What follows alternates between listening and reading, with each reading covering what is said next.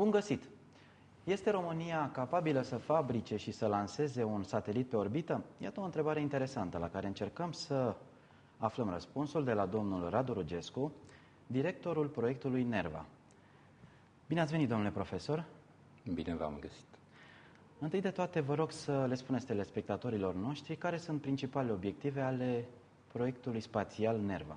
Este un proiect de cercetare științifică obținut prin competiție națională, așa cum se obișnuiește în ultima vreme, o propunere la care se lucrează de ani de zile, a căror soluții tehnologice sunt elaborate și cunoscute de noi. E vorba de un grup de profesori, cercetători și studenți de la Politehnica din București, mai exact Facultatea de Inginerie Aerospațială.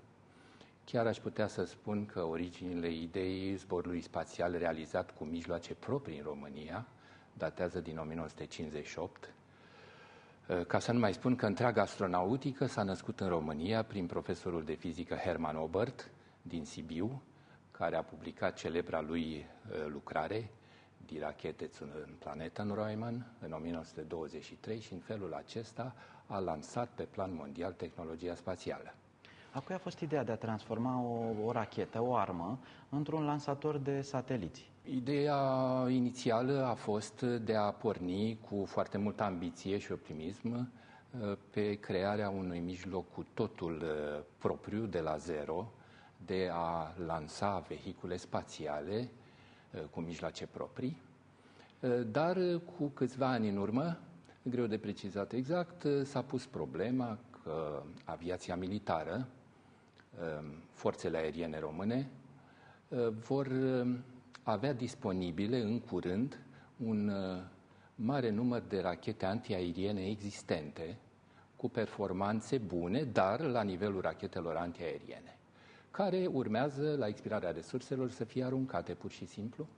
Și atunci ne-am gândit, dând la început o temă de studiu la un proiect de diplomă unui student, întâmplător ofițer de aviație, la posibilitatea dezvoltării, măririi performanțelor acestor rachete în mod rațional și judicios, prin mărirea dimensiunilor, schimbarea completă a sistemului de dirijare, care ieșind din atmosferă nu mai poate fi aerodinamic, adică multe lucruri de inginerie tipică aerospațială care implică de la mecanică pe la termochimie, comanda zborului automatică, o mulțime de domenii de vârf, pe care însă noi în facultate le studiem, le predăm, le cunoaștem și de data asta vrem să le aplicăm.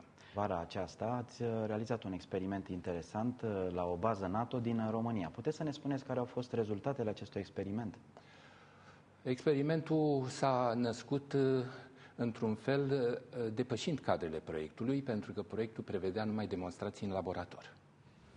În urma unor inevitabile reduceri de resurse financiare, cunoscute de toată lumea, ne-am gândit că e mai bine să ne îndreptăm principalele resurse, atâtea câte au rămas, spre o realizare concretă. Și am identificat imediat că zona aceasta a pilotului automat este mai la îndemână pentru a depăși laboratorul și au încercat direct în zbor.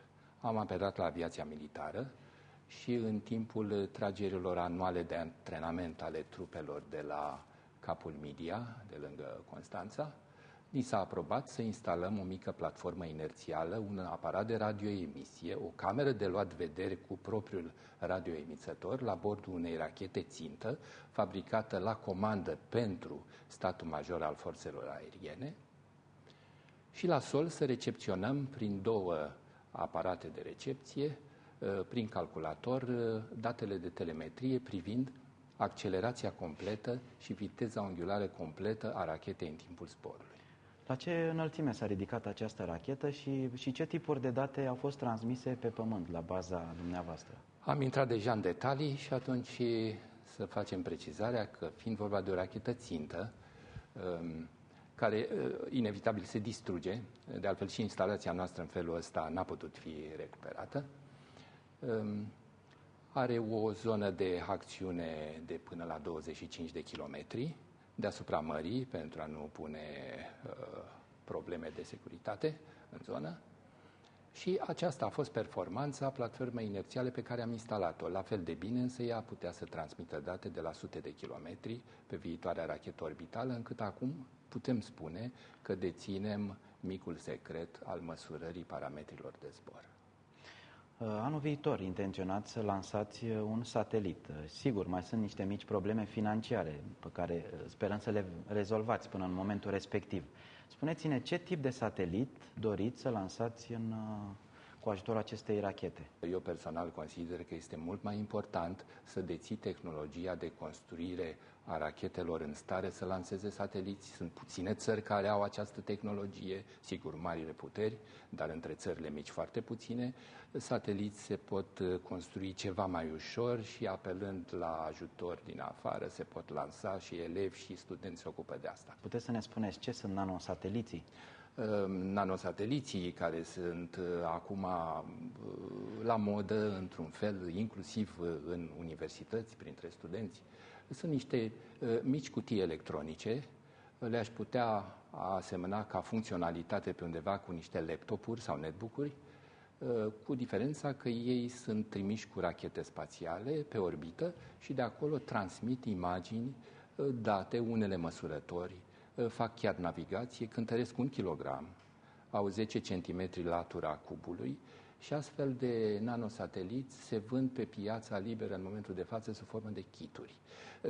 Din cauza asta nu considerăm foarte ambițioasă ideea de a construi un astfel de nanosatelit. Însă, viitorul PubSat, cum ne-ar place să-i spunem, satelitul Politehnicii, ar avea o caracteristică care îl scoate în relief. Și anume dorim să fie recuperabil.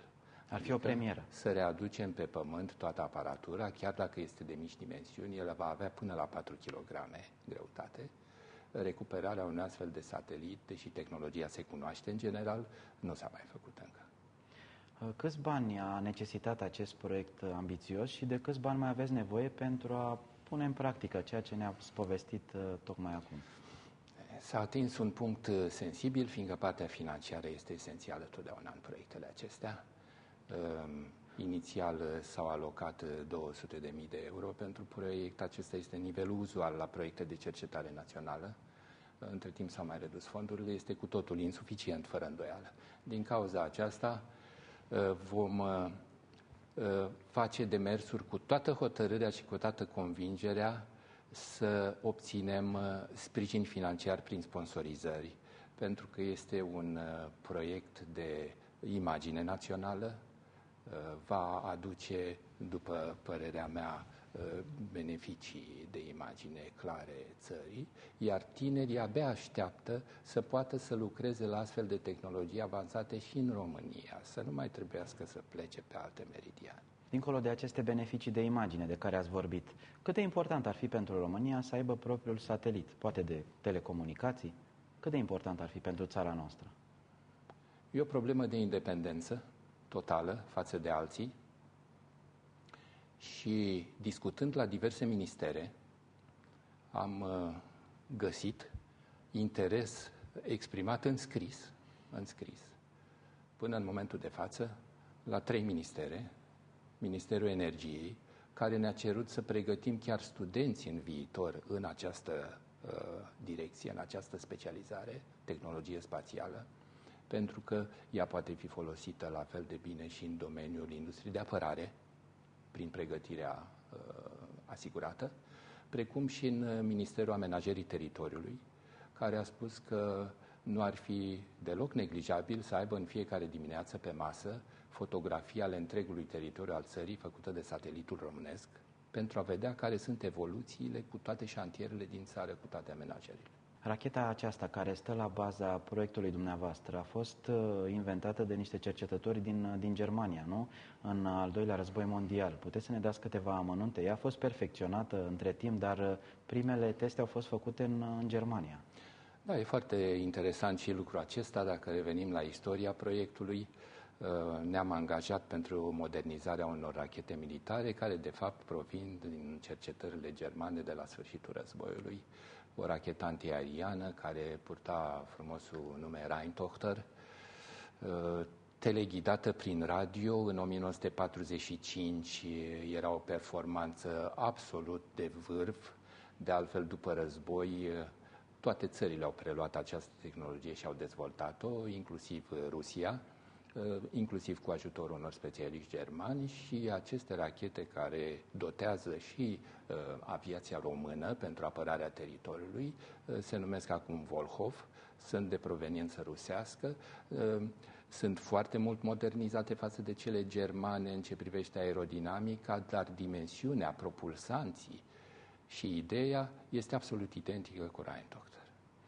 Un astfel de proiect, după părerea mea, ar trebui să aibă o susținere guvernamentală mult mai consistentă, nu? E un proiect cu care România ar putea să se mândrească în toată lumea. Categoric, și ne gândim că atâta vreme cât suntem pe malul Mării Negre și zona Mării Negre ne interesează foarte mult și președintele Băsescu are un interes personal în dezvoltarea unei politici în jurul Mării Negre, ar fi un punct adăugat, pentru că mă gândesc, dacă trecem peste ani și ajungem până acolo și reușim să convingem lumea să ne sprijine, n-ar fi deloc rău ca de pe litoralul românesc să fie lansate aparate spațiale. Probabil numărul de turiști s-ar mări considerabil, ar fi un punct în plus de atracție. Trebuie multă determinare și sprijin politic. Vă referiți la turism spațial cumva? La turism spațial sau doar la lansarea unor Eu m-am sateliți? referit la turismul obișnuit, pentru că în felul ăsta litoralul românesc ar câștiga un punct de atractivitate în plus, în mod absolut clar, dar turismul spațial, dacă vom ajunge și la performanțe mai ridicate, evident că se pune în discuție. Dacă ați avea toată susținerea necesară, în cât timp ați putea să lansați un satelit util României? Cu un sprijin financiar corespunzător, care ar însemna între 1 și 5 milioane de euro pentru întregul proiect, care implică inclusiv infrastructura de urmărire a zborului. Deci noi am vorbit aici puțin, dar proiectul e complex. Chiar dacă avem niște rachete de la care plecăm, ar putea fi finalizat cu eforturi și cu dăruire în 5 ani. Domnule profesor, vă mulțumim foarte mult. Sper să se realizeze proiectul dumneavoastră. Sper să găsiți toată finanțarea necesară. Vă mai așteptăm. Atât despre proiectul NERVA și despre o idee ambițioasă de a avea capacitatea de a lansa pe orbită propriul satelit. Rămâneți pe TVR Info, pe curând!